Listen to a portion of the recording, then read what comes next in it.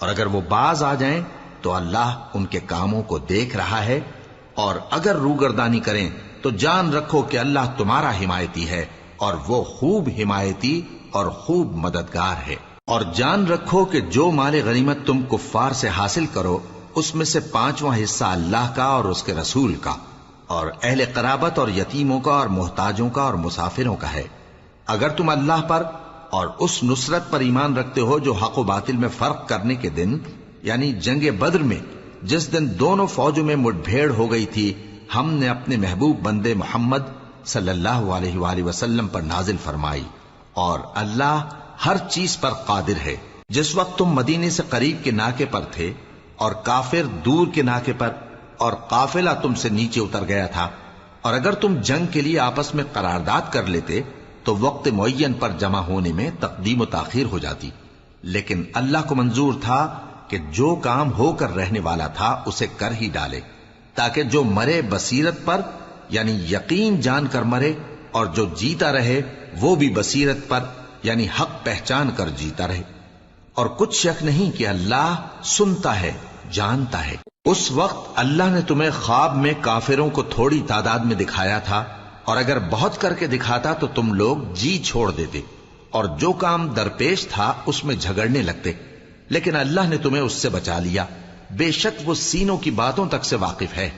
اور اس وقت جب تم ایک دوسرے کے مقابل ہوئے تو کافروں کو تمہاری نظروں میں تھوڑا کر کے دکھاتا تھا اور تم کو ان کی نگاہوں میں تھوڑا کر کے دکھاتا تھا، تاکہ اللہ کو جو کام کرنا منظور تھا اسے کر ڈالے۔ اور سب کاموں کا رجوع اللہ ہی کی طرف ہے۔ مومنو، جب کفار کی کسی جماعت سے تمہارا مقابلہ ہو تو ثابت قدم رہو اور اللہ کو بہت بہت یاد کرو تاکہ مراد حاصل کر لو، اور اللہ اور اس کے رسول کے حکم پر چلو، اور آپس میں جھگڑا نہ کرنا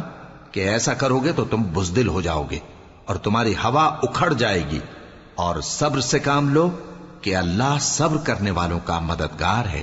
اور ان لوگوں جیسے نہ ہونا جو اتراتے ہوئے یعنی حق کا مقابلہ کرنے کے لیے اور لوگوں کو دکھانے کے لیے گھروں سے نکل آئے اور لوگوں کو اللہ کی راہ سے روکتے ہیں، اور جو اعمال یہ کرتے ہیں اللہ ان کا احاطہ کیے ہوئے ہے۔ اور جب شیطان نے ان کے اعمال ان کو آراستہ کر دکھائے اور کہا کہ آج کے دن لوگوں میں سے کوئی تم پر غالب نہ ہوگا اور میں تمہارا رفیق ہوں، لیکن جب دونوں فوجیں ایک دوسرے کے مقابل صف آرا ہوئیں تو پسپا ہو کر چل دیا اور کہنے لگا کہ مجھے تم سے کوئی واسطہ نہیں، میں تو ایسی چیزیں دیکھ رہا ہوں جو تم نہیں دیکھ سکتے، مجھے تو اللہ سے ڈر لگتا ہے اور اللہ سخت عذاب کرنے والا ہے۔ اس وقت منافق اور کافر جن کے دلوں میں بیماری تھی کہتے تھے کہ ان لوگوں کو ان کے دین نے مغرور کر رکھا ہے، اور جو شخص اللہ پر بھروسہ رکھتا ہے تو اللہ غالب ہے، حکمت والا ہے۔ اور کاش تم اس وقت کی کیفیت دیکھو جب فرشتے کافروں کی جانیں نکالتے ہیں کہ ان کے چہروں اور پیٹھوں پر مارتے جاتے ہیں اور کہتے ہیں اب آگ کے عذاب کا مزہ چکھو، یہ ان اعمال کی سزا ہے جو تمہارے ہاتھوں نے آگے بھیجی ہیں۔ اور یہ جان رکھو کہ اللہ بندوں پر ظلم نہیں کرتا، جیسا حال فرعونیوں اور ان سے پہلے لوگوں کا ہوا تھا ویسا ہی ان کا ہوا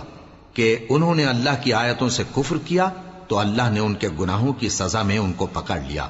بے شک اللہ زبردست ہے، سخت عذاب دینے والا ہے۔ یہ اس لیے کہ جو نعمت اللہ کسی قوم کو دیا کرتا ہے جب تک وہ خود اپنے دلوں کی حالت نہ بدل ڈالیں اللہ اسے نہیں بدلا کرتا، اور اس لیے کہ اللہ سنتا جانتا ہے۔ جیسا حال فرعونیوں اور ان سے پہلے لوگوں کا ہوا تھا ویسا ہی ان کا ہوا۔